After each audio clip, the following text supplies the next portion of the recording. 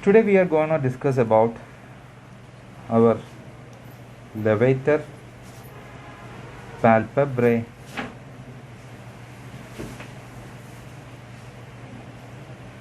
superioris.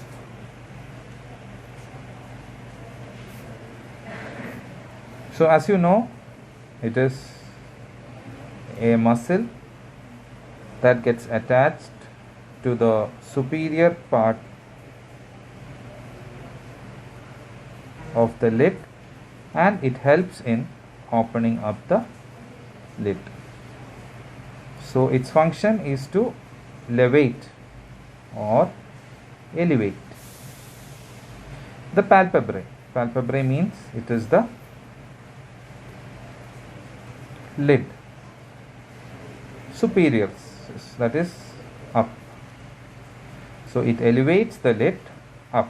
So levator palpebrae superioris. So you know that with regard to any muscle, we should know its origin. So it originates from the common tendinous ring, which we had discussed with respect to the superior orbital fissure. So that was what was dividing the superior oblique fissure into 1, 2 and 3 parts. So it is originating, the levator LPS is originating from the common tendinous ring.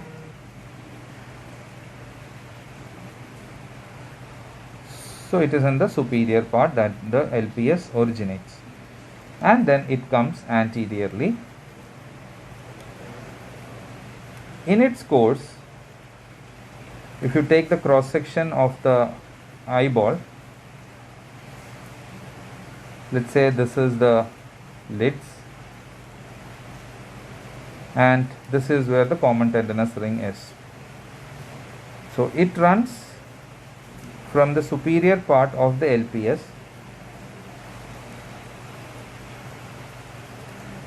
and it fans out on the lid into tendons.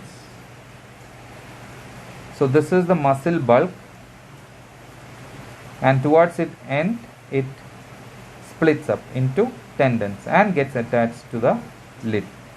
Its relation with respect to superior rectus is, this is where the superior rectus is, and that is getting attached to the upper part of the lid.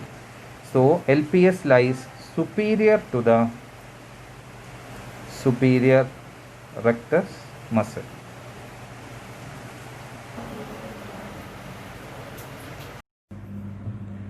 So what happens is, the lateral, so levator palpebrae superioris muscle, it comes in front, and as you know, the tendinous part then changes into, the muscular belly changes to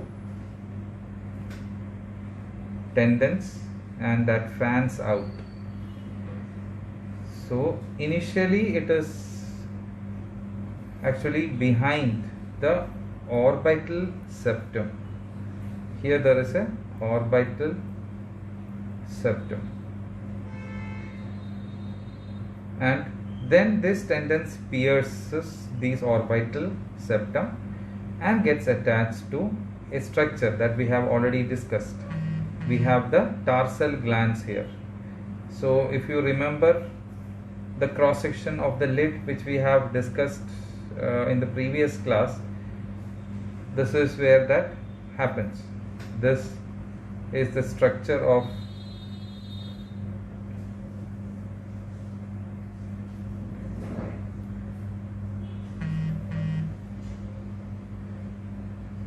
this is where the levator palpebrae. Now this is where the superior levator palpebrae superioris comes and attaches to the superior tarsal plate, where the meibomian glands are present. So it is this levator palpebrae superioris attachment which is very important. It is the tendinous part of the levator palpebrae superioris which gets attached to the superior tarsal plate. Even further upon, some of the fibers of the levator palpebrae superioris pierces the orbicularis oculi muscles. These are the orbicularis oculi muscles, and it gets attached to the lid. So this attachment of the levator palpebrae superioris to the skin of the upper lids results in the lid crease. So you see, when you ask a patient to look down, you can see that there are folds like this. Okay, so these are the lid crease. Now this is present because the levator palpebrae is getting attached to the skin. The clinical implication of a primary lid crease is, if it is absent and a patient is having ptosis, then we assume that this is a case of congenital ptosis. So a patient who is not having a lid crease and he has got a ptosis means there are different causes for ptosis. So if there is no lid crease and there is a ptosis, we presume that it could be a case of congenital ptosis. That is, this ptosis has been present since birth. Now when you discuss about a muscle, we have discussed how it is originating, we have discussed how it is inserting. Now the next thing we should be talking about is how is the innervation. So this is supplied by the oculomotor nerve himself, that is the third cranial nerve. So it supplies lot of extraocular muscles. Along with that, it is also supplying the LPS. We should know more about that. Oculomotor is having, as you know, there is a superior division and an inferior division. The superior division is supplying the superior rectus and another branch goes from it, from the superior, to supply the LPS.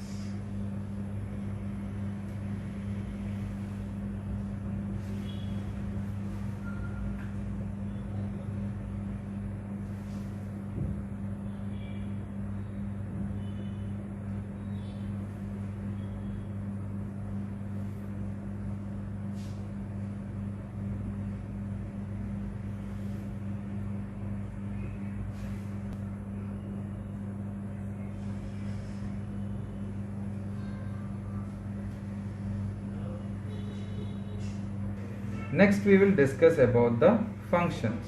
You know, as I have already informed you, the LPS functions as a elevator of the upper lid superiorly. The question is how much elevation is given. That is around 15 millimeters is given by the levator palpebrae superioris. Then the next question comes, what other muscle helps in the elevation of the lid? So that is the Muller's muscle.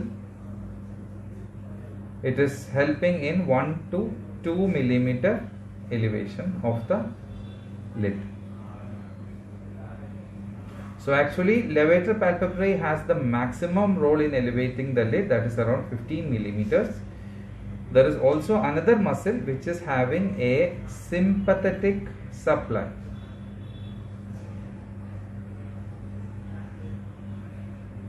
Sympathetic supply that helps in elevating the lid minimally by 2 millimeters, but major part is done by the LPS himself.